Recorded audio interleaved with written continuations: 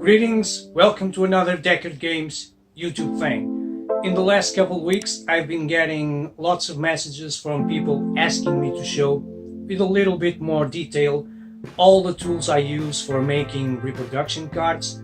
So that is exactly what we are going to do today, so let's take a look.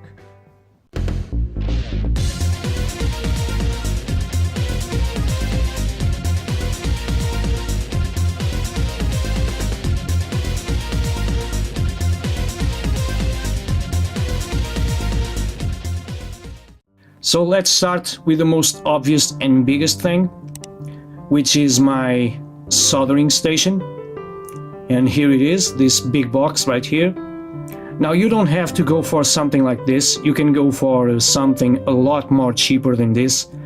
You can purchase a soldering iron for 15-20 euros or something like that. And for the same price, this soldering pump. This is my soldering iron.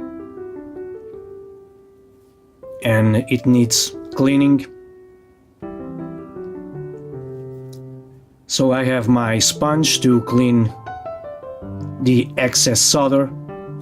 And the advantage of owning a soldering station is that you can set the different temperatures from both devices in the soldering iron and on the desoldering gun.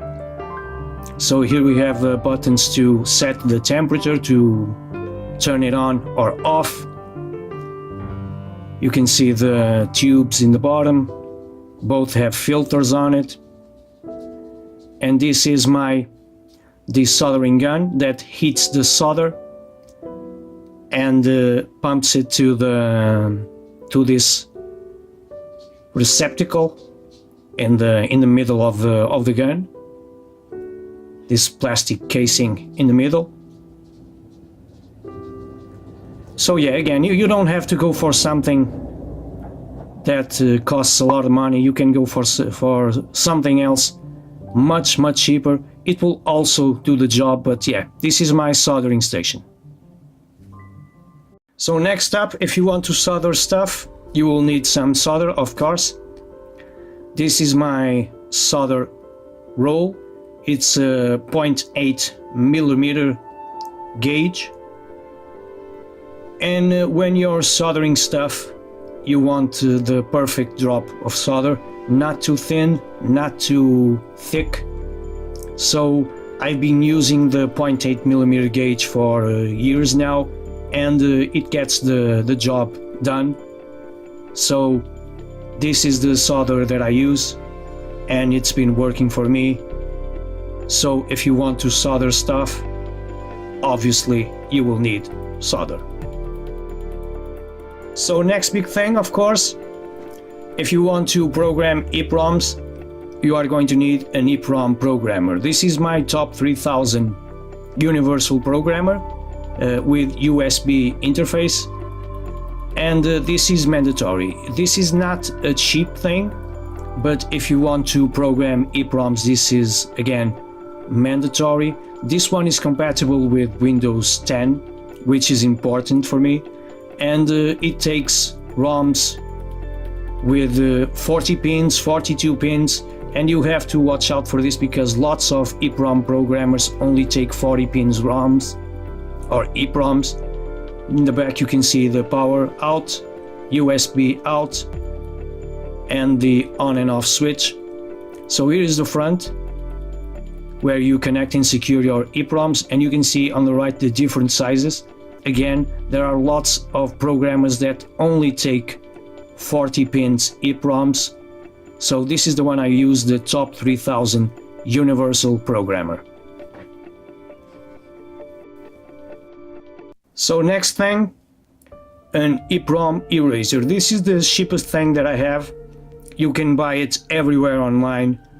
This is just a box with a UV light inside, on and off switch, and the job is to erase EEPROMs that are already programmed. And it works by opening up the drawer and putting up some EEPROMs inside. Oh, this is the conversion plug to European. So you put the EEPROMs inside, 1, 2, it takes up to 6.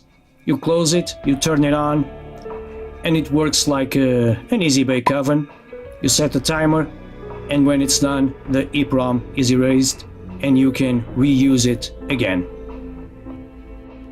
So next thing up, you will need some EEPROMs if you want to do some reproduction cards. There are various numbers of and different EEPROM types. Nintendo and Sega use different EEPROMs, but again, every time I need one, I buy half a dozen of them from eBay. You can find these everywhere online. Just make a Google search for it and you will surely find them. So this is it. You need EEPROMs to make reproduction cards, to program them, and that's it. So next thing, you will need some boards. In this case I'm showing second dimension boards, so this is new material. You can buy again online. This is the ones that I've been using for the last year or so, but there are lots of manufacturers that manufacture these days new boards for Sega Genesis or Mega Drive, NES, Super NES, N64, whatever. So these are new boards, but if you have broken video games, you can also refurbish or reuse boards from those broken video games as long as they are working, of course. You can take the EEPROM out of the board, program a new EEPROM, and place it on the original board.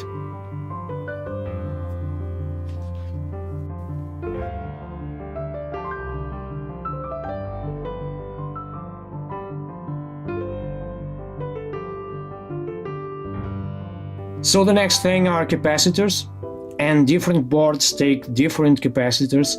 This first one is a non-polarized one, and this second one is a polarized capacitor. So again, different boards, different capacitors. Sega boards take 2 or 3 kind of capacitors.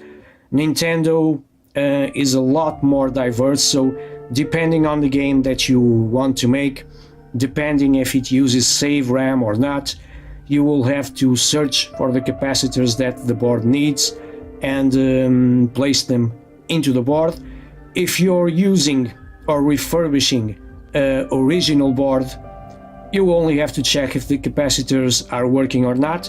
If not, replace them. If they are working, just leave them as they are. And that is it. This is just a few examples of capacitors that you made. Last but not least, you will need, of course, some screwdrivers to open and close your cartridges. And for Nintendo, you want to use the 3.5mm security bit, also known as a game bit, because it's used for games. That makes sense. So 3.5 for Nintendo or Super Nintendo or N64.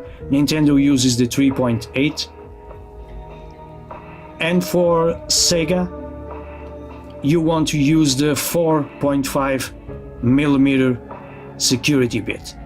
Here it is, 4.5. This is used for Sega games. 4.5 security bit.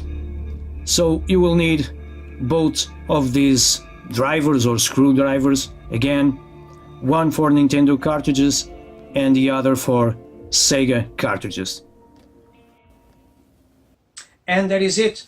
If you enjoy seeing videos like this, subscribing is an option and it's available, so subscribe to the channel, that really helps me. Also, leave me a thumbs up if you like this video. I'll see you in the comment section below to know if you have any specific questions about any of these tools that I've just shown you. And as always, thank you very much for watching. Until my next video, take care. And if you like seeing videos like this, I have many more on my channel, so please check it out. Here are some suggestions for you, so you can do some clicky things. I hope you enjoy. Thank you for watching.